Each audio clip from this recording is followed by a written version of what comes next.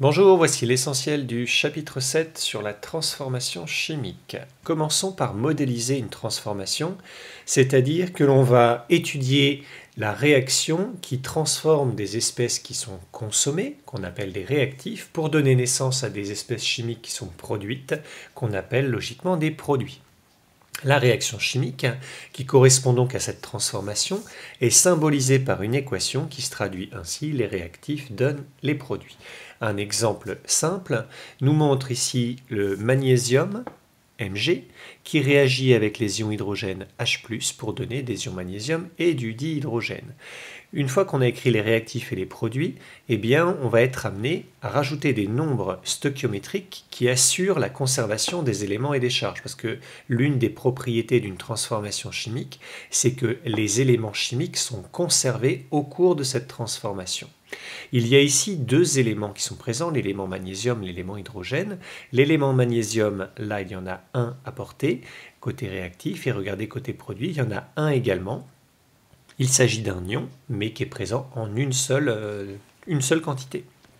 L'élément hydrogène, 2 ions H+, ça fait donc 2 fois l'élément hydrogène. De la même manière, côté des produits, il y a 2 fois l'élément hydrogène sous la forme d'une molécule. Enfin, le coefficient 2 qui est ici nous permet d'apporter 2 charges positives, 2 ions H+, qui viennent compenser les 2 charges positives que l'on retrouve ici du côté des produits. Donc les nombres que l'on vient rajouter pour équilibrer, pour ajuster donc cette conservation, ces nombres stoichiométriques peuvent être des entiers très variables, et quand on n'a rien à rajouter, le coefficient 1, il peut être indiqué, mais bien souvent on ne l'indique pas puisqu'il est sous-entendu, et voilà pourquoi je l'ai mis entre parenthèses. Donc je l'ai juste indiqué une fois, mais ce n'est pas nécessaire de l'écrire parce qu'il est sous-entendu quand on l'a ici et ici, hein, ça veut bien dire qu'il est présent une seule fois. L'état physique des espèces chimiques peut être représenté gazeux, solide, en solution aqueuse. Ça, c'est quelque chose qu'il ne faut pas chercher à équilibrer, ça ne se conserve pas. On voit ici qu'on a un solide et un ion, et on obtient un ion et un gaz. Mais voilà, ça ne rentre pas en ligne de compte dans l'équilibre d'une équation. Il faut savoir que dans un milieu réactionnel, il y a des réactifs qui vont réagir, mais il y a aussi d'autres espèces chimiques qui sont présentes dès le départ, mais qui vont rester sans intervenir, elles vont rester spectatrices. Ici, dans l'exemple proposé, le magnésium réagit avec des ions H+, qui sont apportés par une solution aqueuse. Il faut savoir qu'une solution aqueuse est électriquement neutre, donc il y a forcément des ions négatifs qui accompagnaient ces ions H+. Ces ions négatifs n'interviennent pas dans la transformation, donc on ne les écrit pas dans l'équation qui traduit cette transformation. Ils sont spectateurs.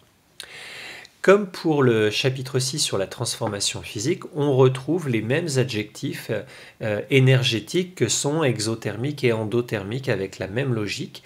Au cours d'une transformation chimique, si cette transformation libère de l'énergie vers l'extérieur, donc vers le milieu réactionnel, eh bien, elle est qualifiée d'exothermique, et si au contraire la réaction chimique absorbe de l'énergie, elle est qualifiée d'endothermique, elle va prendre de l'énergie au milieu réactionnel, ça va se manifester par un refroidissement. Donc on retrouve exactement ces deux termes comme on l'avait déjà précédemment vu. Nous allons pouvoir maintenant exploiter cette équation qui traduit la transformation sous la forme d'un bilan de quantité de matière. Les coefficients qui sont indiqués nous indiquent les proportions dans lesquelles les réactifs et les produits sont consommés.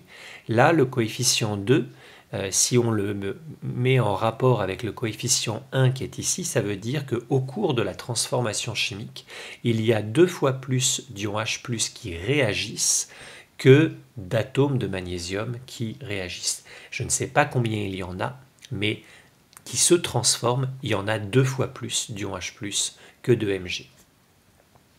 Cette transformation chimique va poursuivre son cours et va s'arrêter à un moment donné, tout simplement lorsque l'un des réactifs aura été complètement consommé, complètement épuisé. Ce réactif porte le nom de réactif limitant. L'autre ou les autres, si on a une équation plus complexe, seront qualifiés de réactifs en excès. Comment identifier parmi les deux réactifs dans une transformation celui qui est le réactif limitant? Eh bien pour cela, il faut diviser la quantité de matière initialement introduite, donc là je prends l'exemple du magnésium, diviser cette quantité de matière par le coefficient stoichiométrique qui précède, donc là c'est un coefficient 1, c'est pas indispensable de l'écrire, et comparer ce rapport par rapport à ce qu'on obtient avec l'autre réactif, donc quantité initiale d'ion H+, divisé par son coefficient, donc ici divisé par 2. Et donc quand on compare ces deux fractions, la plus petite des deux nous donne le réactif limitant. Donc là, si la quantité de Mg divisé par 1 est plus petite, eh bien c'est Mg qui est le magnésium, qui est le réactif limitant. Si au contraire, c'est la quantité d'H+, divisée par 2 qui est plus petite, eh bien c'est H+, qui va disparaître le premier, qui va être limitant. Si on est exactement au milieu de cette situation, de ces deux situations, s'il y a égalité entre les deux fractions, les deux réactifs vont disparaître exactement en même temps. On est, dans ce cas-là, dans des proportions qui respectent l'équation, qui sont donc stoichiométriques, et on dit qu'on a fabriqué initialement un mélange stoichiométrique. Les deux réactifs sont limitants. Une réaction chimique peut avoir pour objectif de fabriquer une espèce chimique voulue. Cette fabrication porte le nom de synthèse, et l'espèce chimique que l'on fabrique est une espèce synthétique. Ça s'oppose aux espèces chimiques que l'on peut extraire d'un produit naturel, que l'on qualifiera donc d'espèces naturelles. On peut synthétiser des espèces chimiques qui ont leur équivalent naturel pour diverses raisons. Le montage classique pour synthétiser, c'est ce montage, donc dit de chauffage à reflux.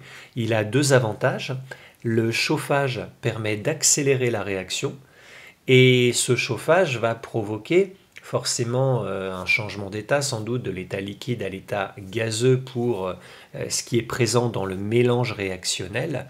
Et pour éviter que des vapeurs ne s'échappent et ainsi de perdre de la matière, on adapte au-dessus du ballon qui contient le mélange un système réfrigérant qui va permettre donc de refroidir ces vapeurs qui vont se condenser sur les parois, donc ici du réfrigérant, et retomber dans le milieu. Ce retour, ça s'appelle aussi un reflux, d'où le terme de chauffage à reflux.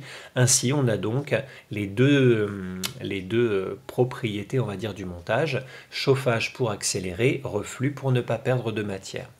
À la fin de la transformation, l'espèce chimique qui nous intéresse est donc présente ici dans le milieu réactionnel, mélangée à d'autres espèces chimiques. Il va donc falloir purifier, c'est-à-dire isoler l'espèce chimique qui m'intéresse par rapport aux autres. Et une fois qu'on l'a purifié, il va quand même falloir vérifier que ça correspond bien à ce qu'on attendait par une analyse qui peut consister à faire une chromatographie sur couche mince, à mesurer une température de changement d'état ou une masse volumique ou bien un indice de réfraction. Voici des exemples de caractéristiques qui permettent de reconnaître une espèce chimique.